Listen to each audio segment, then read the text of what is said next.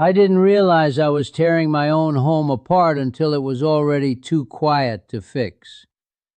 My name is Arthur, and I'm 83 years old. And the hardest thing I've learned this late in life is that you don't always notice what you're breaking, especially when it's the people you love. I used to think a strong home was built on discipline. That's what I told myself for years. I worked hard, kept things in order, made sure the bills were paid on time, the rules were followed, and nothing slipped through the cracks. In my mind, that was love. Providing, correcting, keeping everyone on the right path. I didn't raise my voice often, but when I did, it meant something. Or at least I believed it did. My wife Margaret used to look at me in a way I didn't fully understand back then. Not angry, not afraid, just distant sometimes, like she was trying to reach me but couldn't quite get there. I thought she was just tired. We all get tired. I never stopped to ask what she needed from me beyond what I was already giving. We had 2 children, a son Daniel and a daughter Claire, good kids, quiet, respectful, never caused much trouble. I used to be proud of that. I'd tell people I raised them right because they stayed in line. What I didn't notice was how careful they were around me, how they measured their words, how they hesitated before speaking, like they were always checking if it was safe. I remember small things now, moments that didn't seem important at the time. Daniel coming home one afternoon holding up a drawing he made at school. He looked excited, really excited, and he asked me what I thought. I glanced at it for a second and told him the lines were messy and he should try harder next time. I thought I was teaching him discipline, attention to detail. He nodded, but that excitement in his face just disappeared. I didn't notice it then. I see it clearly now. Claire once tried to tell me about a friend she had, someone she trusted. She was speaking slowly, like she wasn't sure how I'd react.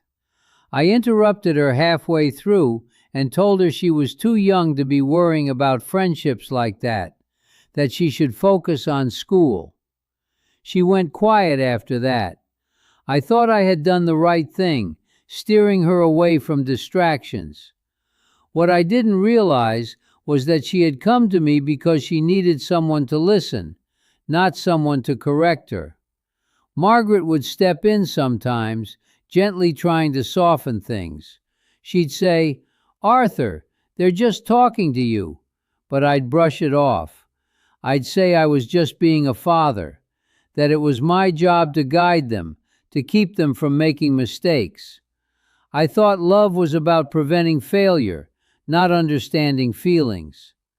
Years passed like that. Quiet dinners, short conversations, a house that looked stable from the outside.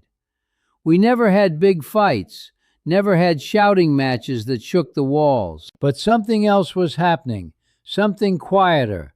Conversations became shorter. Laughter became rare.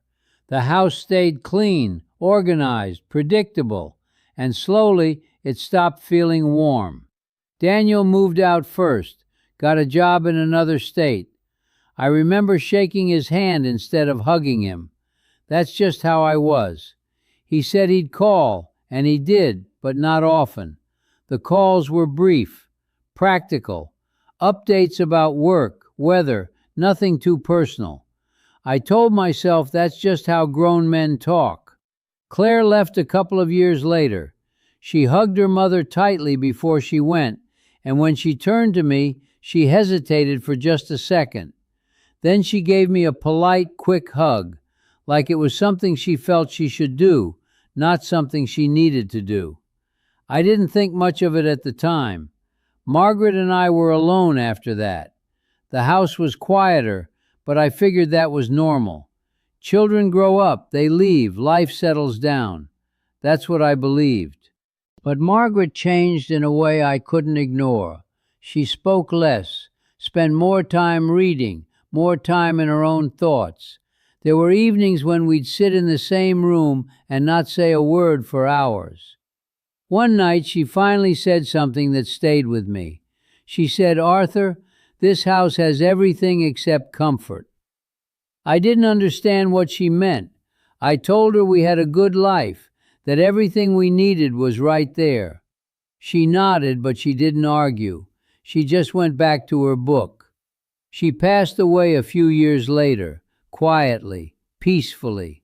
That's what everyone said. At the funeral, people told me she was a kind woman, a patient woman. I heard stories about her that I had never heard before.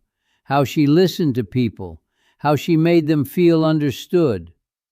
I stood there realizing that the person she was to others might not have been the person she felt she could be with me. After she was gone, the house became something else entirely. It wasn't just quiet anymore. It felt empty in a way that echoed.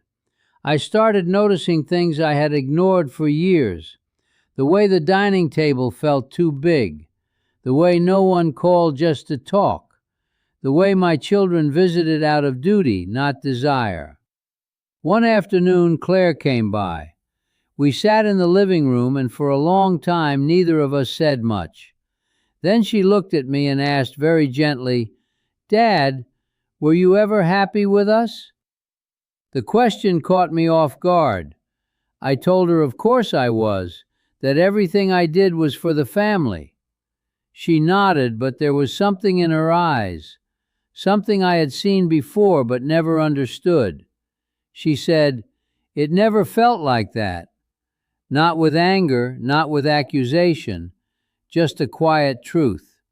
And in that moment, something shifted inside me.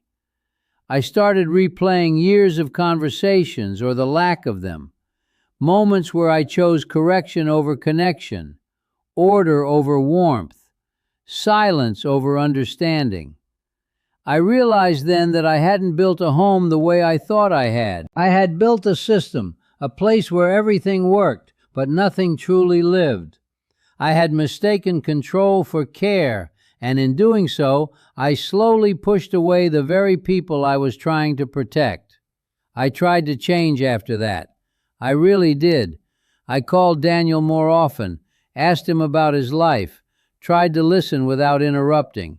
He was polite, patient even, but there was a distance there that I couldn't cross anymore. Years of silence don't disappear overnight. With Claire, I tried to do better when she visited. I asked her questions and let her finish her answers. Sometimes we'd sit and talk a little longer than we used to. But even then, I could feel the weight of everything that had gone unsaid for so many years. At 83, you start to see things with a kind of clarity that's hard to explain. Not because life suddenly makes more sense, but because you finally stop defending the way you lived it. You start to see it for what it was, not what you told yourself it was. I broke my own home without knowing it, not with anger or violence, but with something quieter, with distance, with a lack of listening, with a belief that being right was more important than being close. If you're listening to me now, and you still have people sitting at your table, talking to you, trying to share their lives with you, don't wait until the house is quiet to understand what that means. Don't confuse providing with connecting. Don't assume silence means everything is fine. Sometimes the strongest homes aren't the ones that look perfect. They're the ones where people feel safe enough to be heard, even when they're not perfect. I can't go back and change the years I misunderstood that. All I can do now is sit in this quiet house and finally understand what it needed from me all along. And maybe, if you hear this in time, your home won't end up as quiet as mine.